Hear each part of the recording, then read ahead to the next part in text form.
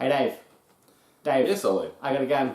Now you have to do what I say, or I'm going to shoot you. I don't need to do what you say. Yeah, you do. You do. I don't need to do what you say. You can't test me on questions I don't know answers to anymore, because I've got a gun now. What's the meaning of life? See, exactly. You can't do that, or I'm going to shoot you. Then shoot me. No, I will. Dude. You obviously saw this here. So welcome to NPCs of Tal'Dorei with myself, Oliver Dungeon Master, and Dave. aka the player. Don't. Okay, fine. Hello, I don't understand why this player thing has got it. Like, we have a player in our team that's a way bigger player than I do. Player, you know. Anyway, Critical Role. Episode 103. Yes. I can't remember the episode title, No. but we don't need that, do we? No. So, yes, interesting episode, no combat, but a lot of interesting social encounters. Well, it's a recovery from probably the one of the most worst battles they've ever had. Yeah. They just went south. So we had like some interesting plot points this episode, and some cool roleplay, and classic Grog and Scanlan shenanigans. Well, if we started off dealing with the fact that Vex coming to realization of what's happened to Vex. Yeah. And so Keyleth coming to, like the party, all coming to a realization that Vex died. Yes.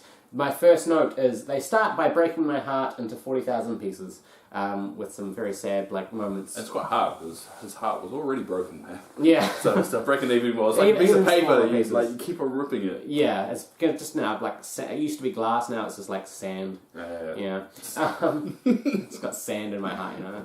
Yeah, pretty much. And you shake it around like this. Anyway, that'll a bit more like a slutty dance. Anyway, so. So I really kind of just want to put like part of the conversation we're having earlier. No. We talked. Yeah. We're not going. No, we're not going to go there. Yeah. We're not going to go there because this is about Critical Role. Yes. Not about that. Anyway. So anyway, they ended up bamfing. Yes. Into the Feywilds.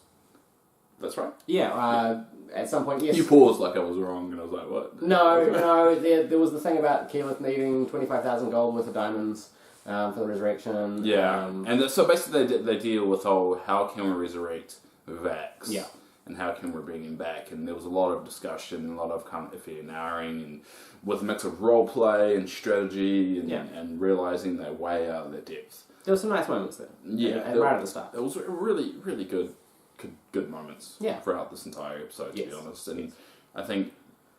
I think the conclusion that they came to on recruiting gods feels like a 0 to 100 kind of thing. It's like, okay, we're going to go in there with no help whatsoever. Oh crap, we died. Okay, we're not going to go to the gods. Yes. Let's just get all the gods. Essentially, they talk about which gods they should talk to, and if they just submit themselves and give themselves over to any of the gods, maybe the gods will help by bringing Vax back.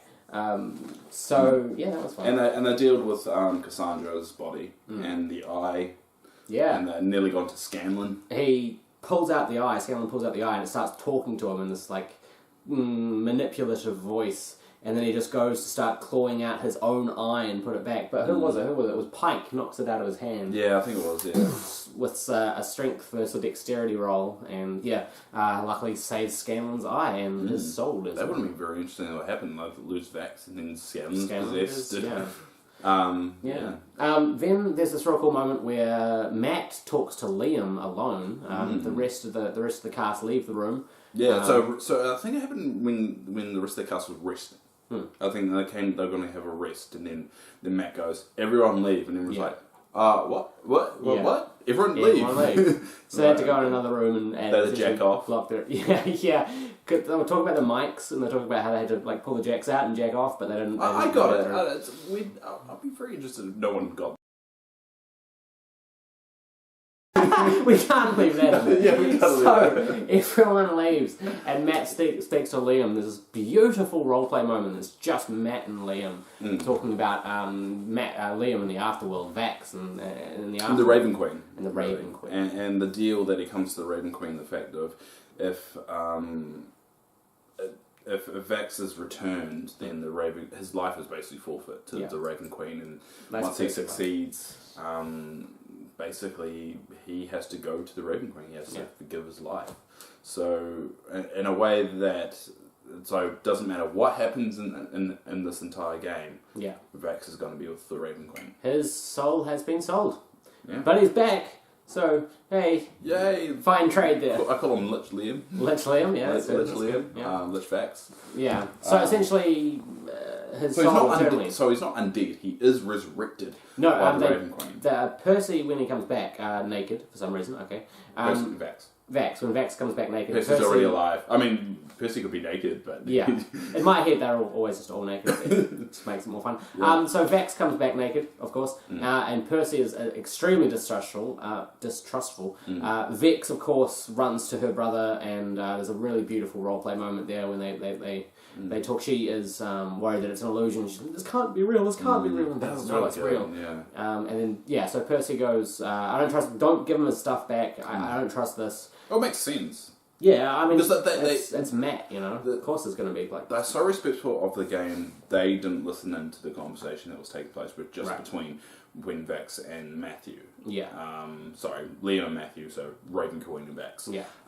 So they had no idea if it was putting a spanner into the works, whether there's anything going on, so it makes sense for them to be distrustful. Yeah. Because, I mean, you wouldn't put past them, Matt could say, you're now evil. Yeah, exactly. So they do, in classic D&D players that have been messed around by the DM too long style, ask a couple of questions. Pike asks Vax, what do you like to do with my hair? And Vax says, twirl it, and she's like, okay, cool. And Percy's like, alright, well, it's Vax in there, but we still need to know, what the vessel's like. So they do turn undead. Who does turn undead? I can't remember who it was. It'll probably be... I remember that... Oh, it's Pike. So, Pike, yeah. It would Percy be asks Pike to use turn undead, and so Pike casts turn undead, and Vax doesn't run away or anything, so Vax is back, they've decided. Yeah. So they do the testing, it looks like he's back, and then he confesses the deal that he made with the Raven Queen, and that's when Scanlan does. So if we win, we lose. Yes, great line. Yeah, so that's technically what happens. Unless anything changes, unless something weird happens, you never know with D&D. But yeah, that's the plot. Yeah. So after this, they decide that they need to talk to Sarah and Ray. So that with the recruiting of gods, they decide to start with Sarah and Ray, with Pike having a very good affiliation with her. And it really goes on to a bit of a hunt for a god. Yes, they go through all channels and vistas that they can think of, and after a certain amount of time, Pike prays to a statue of Sarah and Ray and gets taken to the Isle of Renewal, which Matt describes absolutely unbelievably beautifully. Some very nice, I think, on-the-fly poetry there for Matt. I don't know if he had created the Island of Renewal before in his mind, or if he was just improving it. But some beautiful moments of glinting sunlights and reflections and jewels and these white sand beaches and stuff that just blew me away. Matt, you have a beautiful soul, Matt, and it's nice. It's nice seeing it in all its splendor unraveling in front of us during the games of D&D. Pike talks to Sarah. Do you want to make love to Matt? I think you do. I do. I feel uncomfortable being in this room because I'm worried that you start calling me Matt. Matt. God. It's just nice knowing that when you watch the live stream, he's actually out there somewhere at the same time. That's how life works. That's how phone calls work too. Well, you know what I mean. Although maybe he's a clone. I don't know. But do you just get really excited when you're on a phone call? Like, oh my god! This is the best, knowing that you're out there at the same time as me. Anyways, Pike talks to Sarah and Ray, and it's beautiful. And Matt does some wonderful stuff. The lines. When the time is right for us to meet, come and join me in the Isle of Renewal. And yes, she comes back from her... He's broken. She comes back from her vision, standing once more in front of the statue of Sarah Ray, but in her hands holds a key that has been gifted from the gods. Keyleth eventually says, we can use this to plane shift. Sorry, I'm just thinking of you. That's why you like live stream so much. Yeah, because that person's really there. God. In the world. Anyway, yeah. It's always nice knowing that there are other people in the world. So, gets given the key. We also find out about some other stuff here in the vision. Not just the Isle of Renewal, but the Fields of Elysium, which are another celestial type realm, place in the celestial realm, I believe.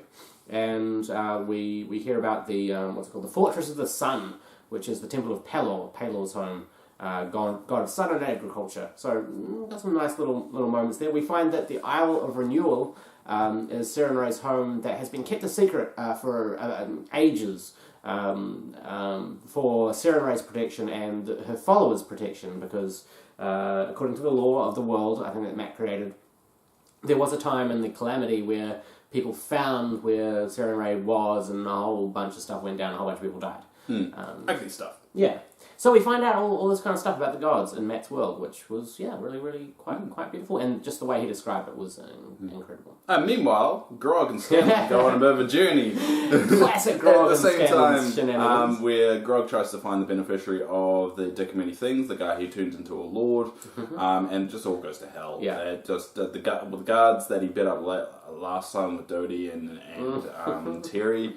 They identified him. It turns out Matt did a roll just to see, and it just turned out he identified it. And they did a terrible job getting out of that. And ended up having to turn eagles and getting shot with crossbows. Then landing randomly in a field, meeting up with the team. And they're like, "Oh, what happened to you guys?" And it's like, don't ask. So essentially, Grog wanted to track down the guy who had pulled the card and got the wish card. Yeah, because he wanted to get the other wishes. Yeah, he felt like if he goes there and he says, "I am the wish giver. You owe me a great debt and time to pay tribute to the wish giver," that the guy would hand over one of his wishes.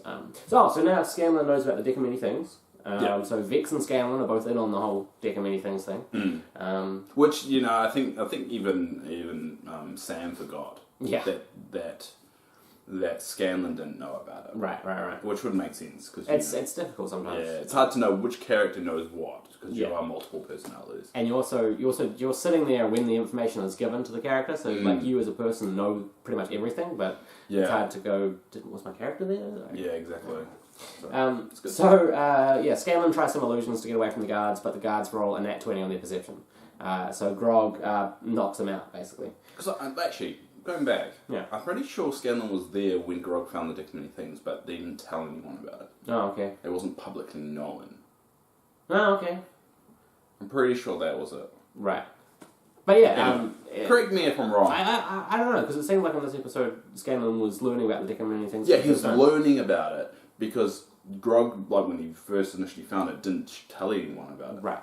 Yeah, so they do that, everyone gets back together. Grog as an eagle suddenly goes, "Oh, I understand numbers," because Grog is smart. As the eagles are smart. The giant eagles are smarter than Grog. Yeah. And that's where my notes run out, so I assume that's like the end of the episode. Yeah, so basically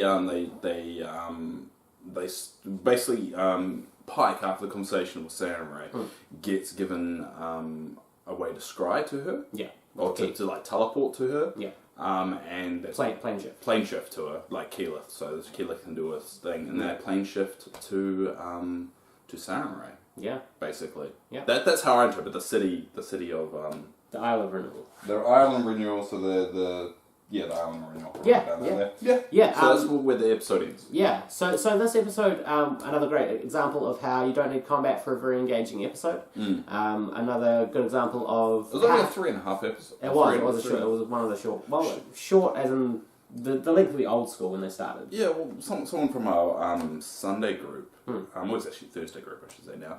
Yeah. So the Black Winter Nights. His friend said Matt ended the episode early.